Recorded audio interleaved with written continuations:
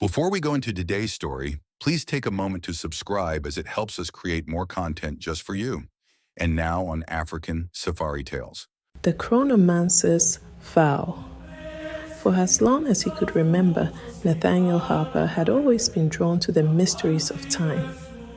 A gifted historian and an avid reader of old myths and legends, he had a particular fascination with ancient stories about the manipulation of time, how great heroes defied fate and crossed centuries to save loved ones from death.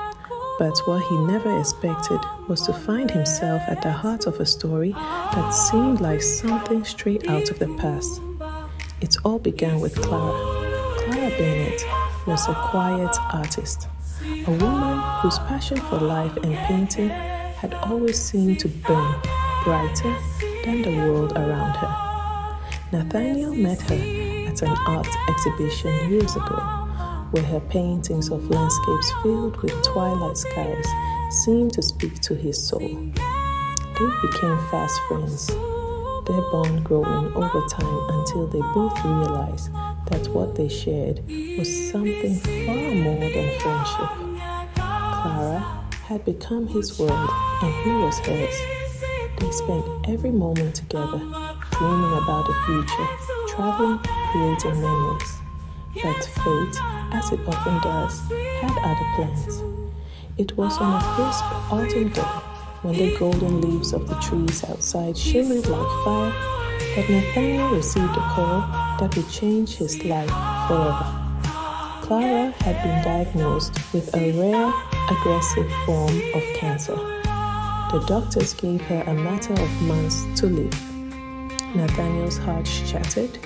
The love of his life, the woman who had brought color to his world, was slipping away, and there was nothing he could do to stop it. No treatments worked, no medications could heal her. Every day she grew weaker, and Nathaniel felt as though time itself was crumbling away before his eyes. Days turned into weeks, and weeks turned into months. Clara's condition worsened, and Nathaniel's grief deepened. Desperation began to consume him. What if there was a way to stop time? What if he could go back and save her? And then, one day, as he pored over her medical records in the quiet of their shared apartment, a thought occurred to him. A thought so strange and impossible that he pushed it away at first. But the idea grew stronger, more vivid. What if time itself could be bent? The discovery. Nathaniel had always believed that time was a constant, an irreversible flow from past to present to future.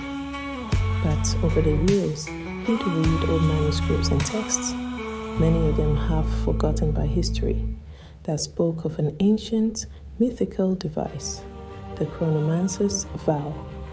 It was said to be a relic from an era long lost, a powerful artifact that allowed its wielder to traverse the fabric of time itself, to rewrite events as though they were malleable clay.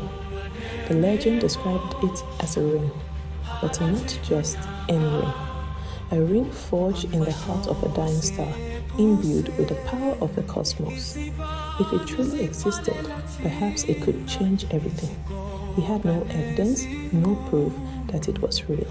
But his love for Clara drove him forward. For weeks, Nathaniel scoured old libraries, contacted obscure scholars, and visited hidden corners of the world. His search took him to forgotten ruins, into the depths of ancient libraries buried under layers of dust and time. It was on an obscure island, lost to the ages, that he finally found what he was looking for: a stone tablet with cryptic inscriptions.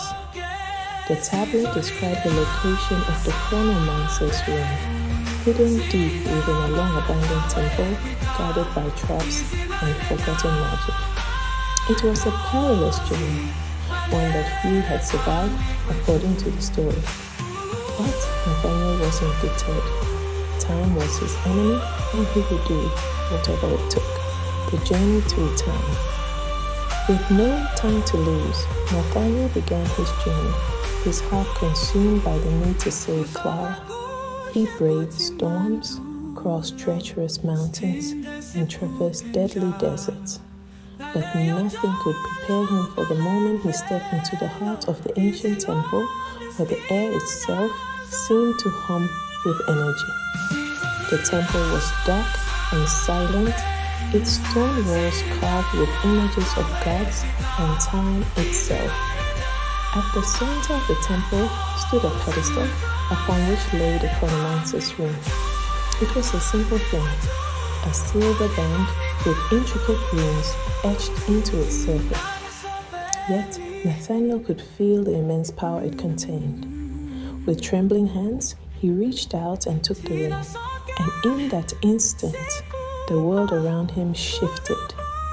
The air shimmered, and the ground beneath his feet seemed to ripple, as though reality itself was bending. He was no longer in the temple. He was hurtling through time. The journey was unlike anything he could have imagined. Images of the past and future flashed before his eyes. Battles, cities rising and falling, civilizations born and decayed. He saw Clara at different moments in her life. As a child, laughing under the sun, as a young woman filled with hope, as the woman he had fallen in love with. And then he saw the moment of her death, the final, inevitable moment that had driven him to this quest. The choice. When Nathaniel emerged from the time vortex, he found himself standing in a hospital room. It was a sterile, white place, but Clara lay there, pale and frail, surrounded by the beeping of machines. It was the same day, the day she was diagnosed. But something had changed. The air felt different, and he knew with a deep certainty that he had arrived just in time. Clara looked at him in confusion. "Nathaniel," she whispered, her voice weak. "What are you doing here?" He smiled, tears brimming in his eyes. "I came for you," he said softly. "I came to save you." Clara frowned, her brow furrowing. "Save me? But I don't..."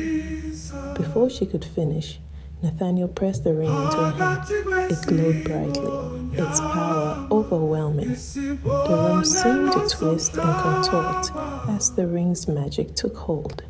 Time itself shifted, and the past began to unravel.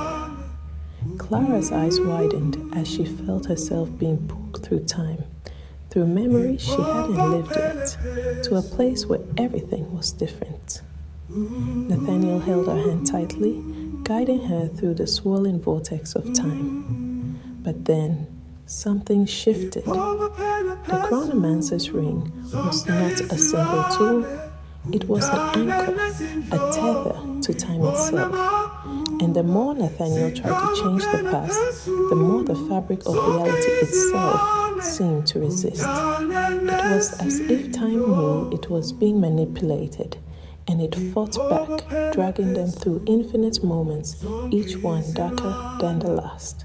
Clara gasped, "Nathaniel, stop! You can't change this. You can't." But Nathaniel didn't stop. He couldn't. He wouldn't. Not when there was still time, when there was still a chance to save her. Suddenly, in a flash of light, they were standing on a cliff overlooking a vast ocean, the sky painted with the colors of dusk. Clara looked at Nathaniel, her eyes filled with understanding. "Sometimes love isn't about saving someone from the inevitable," she said softly, her voice trembling. "Sometimes it's about letting them go and cherishing the moments we had." Nathaniel's heart broke as he understood the truth. The love he had for her was not about defying fate, not about forcing the world to bend to his will. It was about embracing the time they had together, no matter how fleeting. With a final, aching kiss, Nathaniel let the ring fall from his hand, the light fading as they returned to the moment of Clara's death. But this time, He was not trying to change it. He was with her in her final moments, and that was enough. As the last breath left Clara's lips, Nathaniel whispered, "I will love you through every moment, in every time." And with that, time passed. Thank you for watching. Please take a moment to subscribe, leave a comment, and give us a thumbs up for more African safari tales.